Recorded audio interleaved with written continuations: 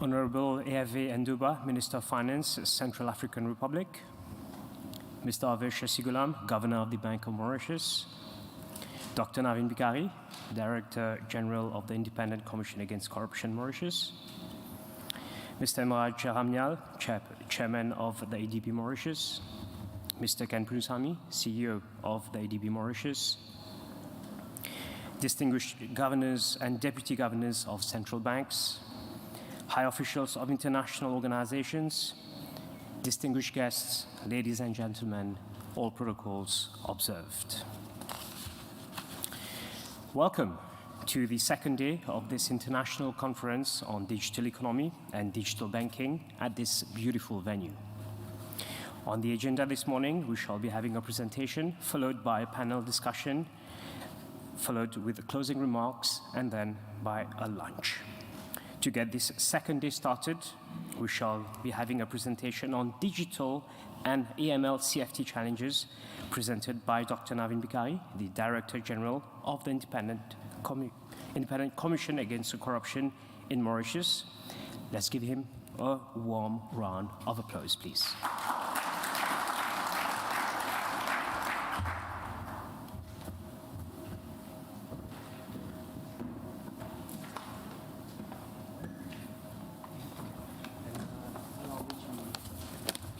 Next for your presentation. Yes, next, please. Down. Yes. Thank you very much. Good morning, everybody. Right Honorable Ministers of Finance from the different countries from the region. Mr. 𝗕𝗿𝗶𝗃𝗀𝗀𝗀𝗀𝗀, Governor of the Central Bank of Mauritius, and the Chairman of the Economic Development Board, the CEO, different governors of central bank present today. Ladies and gentlemen, all protocol observed. A very good morning and welcome again. And first of all, I would like to thank the organizers, the Bank of Mauritius, EDB, and the Ministry of Finance for the opportunity to come and share some of my thought on this topic. And I won't be long, and I'm happy that I have only 15 minutes, and I don't have any question to answer at the end, so that's good. And because I don't want to take too much of your time. I think when I look at the program, I see that a lot of emphasis has been placed. When I look at the three panels and the protocol yesterday, a lot of emphasis has been placed on the economic, financial side of the whole issue. The benefits, why is it important for the region, so on and so forth. And when you look at the program, you see that only one line on AML, CFT, and digitalization.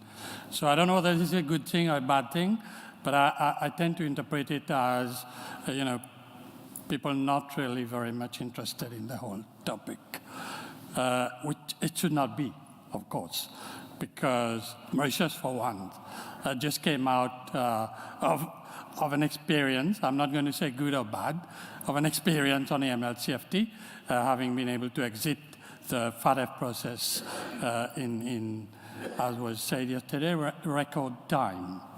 So we'll try and understand why it is an important topic. Why is it important not to downplay AML-CFT, which is anti-money laundering and combating terrorism finance, and of course proliferation financing. The reason as to why it is important not to neglect the topic too much is basically because at the end of the day, depending on whether you adopt any legislation regarding virtual assets or virtual asset service providers, you might be caught up in the FATF process. And when you're going to be evaluated eventually, you might find yourself for one reason or another on the list. I hope not. But that's why it's important for one reason, not to give some level of importance to the topic. So I am not going to be talking about distributed ledger technology and blockchain, because these are the platforms on which virtual asset and virtual asset service providers have been built upon. And they are basically technological platforms that provide the facility in terms of data and transaction to be performed regarding the particular asset. So, the slide is self-explanatory. It's a digital system for recording transaction of asset in multiple places at the same time. It's basically a peer-to-peer review network. The importance of this is that, peer-to-peer finance came up post-2008 when we had the financial crisis as an alternative model of financing. And that's why it's important, because the benefits and the risk have to be understood in the context of that kind of financing model, peer-to-peer. In other words, from me to you without any intermediary. And so some of the facets include it allows transaction to be carried out quickly. It's fast, because it's electronically, without requiring a middleman, as I've just mentioned, and providing a cost-efficient way of doing business. And the platform itself is known as a ledger. It's a digital and electronic ledger that enables the possibility of capturing data, financial data regarding transaction, person, and different components of the particular transaction. So I am also not going to be talking too much about the digital platforms and products. We have a broad variety of digital products, especially in the banking sector, but now moving on to the financial services sector, although the second bullet is what we are going to be talking about today. It's basically virtual assets and virtual asset service providers, and I've chosen this because this is where the FATF, for purposes of combating money laundering and terrorism finance, places its emphasis and creates obligations for countries to regulate and to take necessary measures to make sure that the risks are controlled and managed well. So virtual assets, I'm going to say VAs and VSAPs in order not to keep repeating this terminology. So it includes digital currency, internet payment services, mobile money, digital financial services, artificial intelligence, and the technology which we have spoken about just now. So now let's go into the main context, the context in which this discussion is taking place.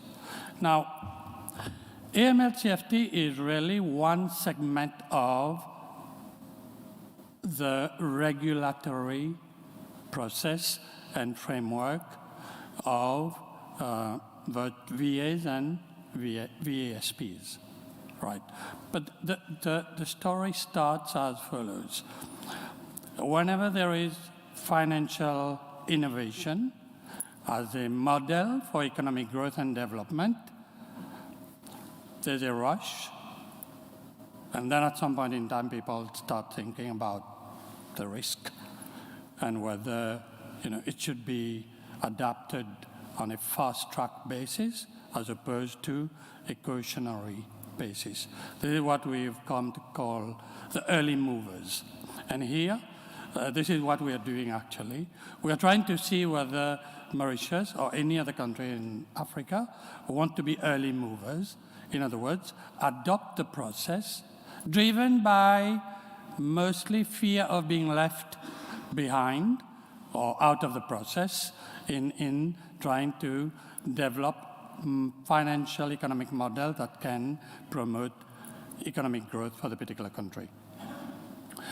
The other side is those who are more cautious. Like the European Union, for example, has moved on what can be called a cautious approach, trying to look at the different aspects, including risk and benefits. But at the end of the day, we've lived through different financial crises, and there are many articles and books that have been written about it, and we see the same rationale, the same argument. It's basically benefits as opposed to risk and then regulation. In 2008, we had the same thing when we realized at that point in time that we had new products, innovative products, collateral debt obligation, swaps, credit default swaps, and so on and so forth, based on the technology that was available at that time, known as quantum mathematics, and which brought in a lot of development, financial development, economic growth, but eventually also led to what we know happened in 2008. So this question of benefits, risk, and regulation is always on the table, and it is important for us now, at the stage we are, to try and understand, yes, this is a nice financial innovative model that can help a country move its economic development forward, but it's also important to give attention to what are the risks that are embedded in that system. In 2008, when we had the financial crisis, we know what happened. The whole thing about CDOs and swaps and CDS and so on and so forth just collapsed, right? So it's important at the beginning, and we are really at an interesting time because the FATF, for AML CFT purposes, has provided a kind of benchmark, a framework in terms of regulation dealing with one particular types of risk, money laundering and terrorism finance. So it's not only a question of, I said earlier that AML CFT is a segment of the whole regulatory debate. Financial stability is another one. And what I've just said about the 2008 and previous crisis, and it's basically about how, getting embarked on a new financial economic model can have risks that lead to financial instability. So there are other types of risk, and I'm not going to say what Janet Yellen stated regarding the risk associated with crypto and the crypto market, and we have examples that has happened. So let's start at looking at some of the risk and what has happened. Recent stories have shown that Singapore really faced a difficult situation because Singapore tried to be an early mover. In other words, tried to jump into the crypto bandwagon and then had to face the music, and this is what happened. It went through a difficult phase where the whole market and the whole system put in place started facing high-profile controversies. There's one guy known as 𝗵𝗵𝗹𝗶𝗀, who is behind Terra Farm Labs. I'm sure you've heard about it. It just collapsed, and he's still, nobody knows where he is. So there's a big international manhunt to try and get the law enforcement hands on that gentleman who was behind one of the multi-billion-dollar crypto, market or different investment. Celsius, I'm sure you've heard about it, is one of the biggest network that collapsed as well. And there are others. And that happened this year. Celsius happened, the collapse of Celsius is recent. Singapore is like a few years last year situation. And then at the end of the day, it brings, the system into question. And there's the beginning of a loss of confidence. And you would know better than me that confidence building and loss of confidence in the financial sector is key because it's based on trust. And the financial sector, the whole entire financial sector is based on trust. The IMF came up with an article, I think 2 weeks ago on, in finance and development. It's basically, the title is, it's all a question of trust. And if you start losing confidence in the financial sector and the financial system, that's not a good sign. And then we come to AML risk. So we know that there have been, there's a lot of research, a lot of papers that have been produced recently showing that there is a lot of, money, illicit money moving in the crypto world, especially related to Bitcoin. And this has been one of the areas that led the 𝗵𝗶 to start developing its own recommendation and guidance notes on risk that are associated with VAs and VSAPs. So this is kind of some information and some literature on the extent to which illicit money is really creeping into the crypto world, where a lot of illicit transactions related to a large extent to drug trafficking, fraud, and purchasing anything that you can on the dark web. In fact, anything, you can buy anything on the dark web with using Bitcoin and cryptocurrency, that start undermining the system or opening the eyes of law enforcement and regulators. So the risk that exists in money laundering, for those who know, and I'm sure you know, there are 3 stages in a money laundering transaction, because money laundering is basically a transaction, and it got the placement phase, stage, layering, and integration. And you can see now that the use of Bitcoin and crypto assets are really being used or misused in those 3 stages of the money laundering and the terrorism financing process. And these are some examples of how predicate offenses or predicate crimes on which money laundering offenses are built are starting to creep into the crypto world. So criminals, launderers, will look at the different phases or stages in a transaction to understand where and how parts or segments of that particular transaction can be used or misused for its own illicit gains. So that's a statement from the 𝗵𝗶. Virtual assets and related services have the potential to spur financial innovation and efficiency, correct? But I think the distinct features also create opportunities for money launderers. Now, what are the methods that are being used today to launder VAs and VSPs? You have crypto mixing, which is mixing services. And these are all languages that come from the 𝗵𝗶 system, right? Because in the 𝗵𝗶 system that you can also combine different types of transaction and in order to hide your illicit asset or illicit gain in the end. So what has happened is the 𝗵𝗶 has tried to use the crypto language or the VA and VASP language and adapt it to its own regulatory framework. Peer-to-peer crypto networks. ATMs, I think you know better than me that we have in some countries today ATMs that are using crypto as a currency, and online gambling, of course.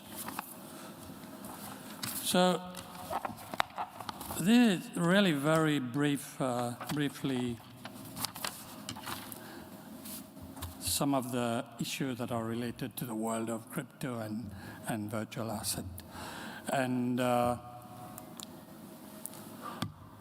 what are the types of risks that are related and associated in this particular area?